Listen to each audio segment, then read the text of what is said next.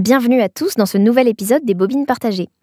Après s'être plongé dans l'Allemagne en crise des années 30, nous voilà dans l'Amérique des années 40 dans un film savoureux, Chaîne conjugale de Józef Mankiewicz, sorti en 1949, en langue originale Letter to Three Wives. C'est l'histoire d'un groupe de 4 femmes amies. Alors qu'elles sont sur le point de partir en excursion, 3 d'entre elles sont arrivées au point de rendez-vous et attendent la 4e, Adi.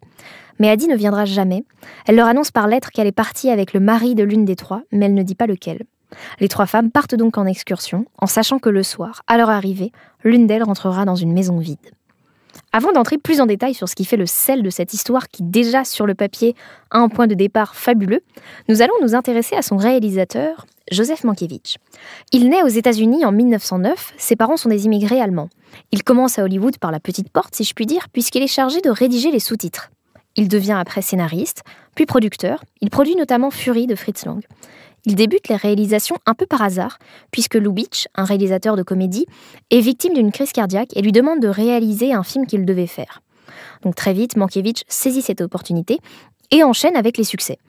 D'abord avec Chaîne conjugale, qui obtient l'Oscar du meilleur scénario et de la meilleure mise en scène, puis Ève, Oscar du meilleur film en 1950.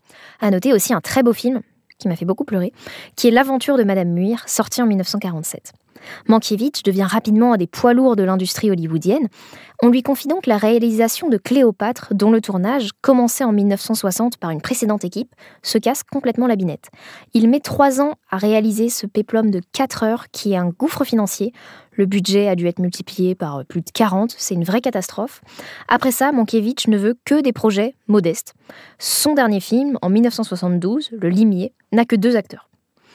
Il se retire d'Hollywood, puis meurt en 1993 à 83 ans. Malgré la diversité générique de ses films, on remarque une patte Mankiewicz qui fait de lui moins un exécuteur de projet, comme c'est souvent le cas à Hollywood, mais bien un auteur. Par rapport à d'autres réalisateurs de cette époque, qui tournent facilement 2 voire 3 films par an, Mankiewicz a une filmographie plus resserrée. Bon, il a quand même fait une 20aine de films, mais par comparaison, Lubitsch en a fait une 50aine et John Ford plus d'une 100aine.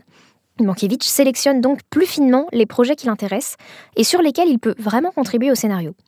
Contrairement à beaucoup de réalisateurs hollywoodiens, ces scénarios ne donnent pas une place primordiale à l'action et aux péripéties.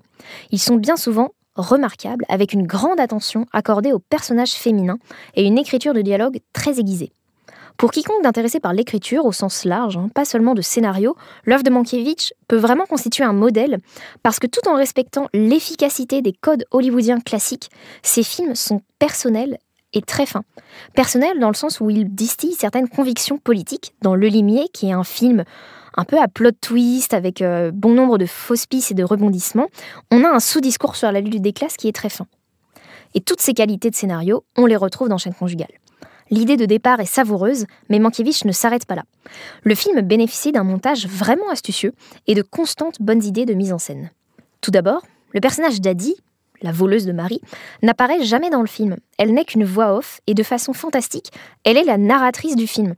Elle commente donc les scènes, s'immisce dans les dialogues de ses amis, se moque d'elle, et ce procédé joue un petit peu sur nos bas instincts de commère puisqu'on est dans la confidence et on se délecte des remarques mesquines d'Adi sur ses amis.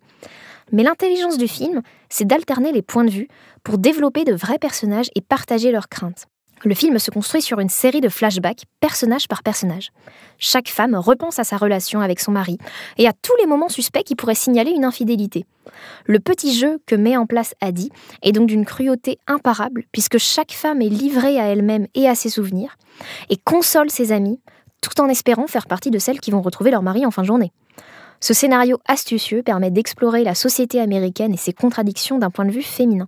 Cela donne lieu à des situations finement écrites sur l'ascension sociale, le déséquilibre financier au sein du couple, le conformisme, la différence de statut, et plus largement la question de l'engagement dans le couple.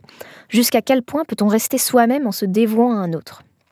Chaque femme, confrontée à une crise théorique, réévalue son couple. Le film ne dure qu'1h30 et le génie du scénario est de nous présenter des personnages complexes et une vision subtile de la société américaine, tout en explorant des problématiques universelles au sein du couple. Le tout en alternant touches de cynisme et éclats de sincérité et d'optimisme. Donc finalement, Chaîne conjugale est un grand film sur l'amour puisqu'on l'apprécie autant célibataire, cynique qu'en couple. Pour conclure, ce film est une vraie merveille qui n'est pas sans rappeler une série que vous connaissez peut-être, Desperate Housewives. Desperate Housewives reprend à chaîne conjugale le dispositif du personnage en voix off omniscient et la construction fragmentaire pour découvrir chaque personnage. Cette comparaison est l'occasion pour moi de saluer l'intelligence des grands scénaristes de cinéma. On entend souvent que l'intérêt des séries, c'est de pouvoir construire des personnages profonds puisqu'on a un temps long.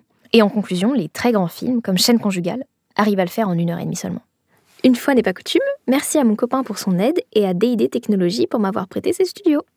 Merci à tous pour votre écoute.